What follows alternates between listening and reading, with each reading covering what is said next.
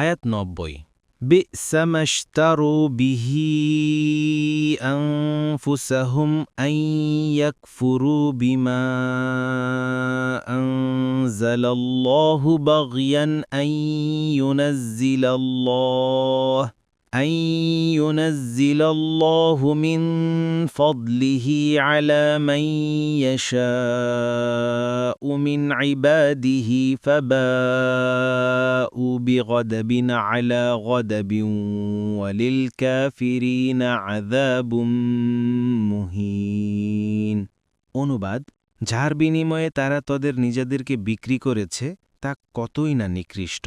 তা হচ্ছে আল্লাহ যা নাজিল করেছেন তারা তার সাথে কুফরি করেছে, হটকারিতাবশত শুধু এজন্য যে আল্লাহ তার বান্দাদের মধ্যে যার প্রতি ইচ্ছা সে অনুগ্রহ নাজিল করেন। কাজেই তারা ক্রোধের উপর ক্রোধ অর্জন করেছে, আর কাফেরদের জন্য রয়েছে লাঞ্ছনাময় শাস্তি। তাফসির ১ নং ফুটনোটের বিবরণ। এখানে তাদের শত্রুতাকে কুফরের কারণ বলে অভিহিত করা হয়েছে। এখানে এক ক্রোধ কুফরের কারণে এবং অপর ক্রোধ হিংসার কারণে, এজন্যই ক্রোধের উপর ক্রোধ বলা হয়েছে। পরবর্তী আয়াতে তাদের যে উক্তি উদ্ধৃত হয়েছে তা থেকে কুফর প্রমাণিত হয় এবং হিংসাও বোঝা যায়। তবে ইকরিমা বলেন, তাদের উপর এক ক্রোধ হচ্ছে ঈসা আলাইহিসসালামের উপর কুফরির কারণে, আর অন্য ক্রোধ হচ্ছে মুহাম্মদ সাল্লাল্লাহু আলাইহি ওয়াসাল্লামের উপর কুফরির কারণে। তাছাড়া শাস্তির সাথে অপমানজনক পদ যোগ করে বলা হয়েছে যে এ শাস্তি কাফেরদের জন্যই নির্দিষ্ট। কেননা পাপী ঈমানদারদেরকে যে শাস্তি দেওয়া হবে তা হবে তাকে পাপ মুক্ত করার উদ্দেশ্যে, অপমান করার উদ্দেশ্যে নয়।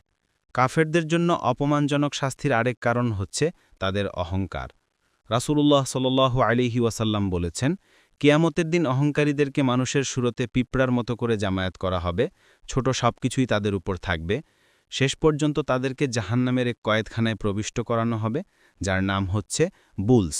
যাবতীয় আগুন তাদের উপরে থাকবে। তাদেরকে জাহান্নামবাসীর পুঁজ তিনাতুল খাবাল থেকে পান করানো হবে। মুসনাদে আহমদ 2/179 পৃষ্ঠা। ২ নং ফুটনোটের বিবরণ।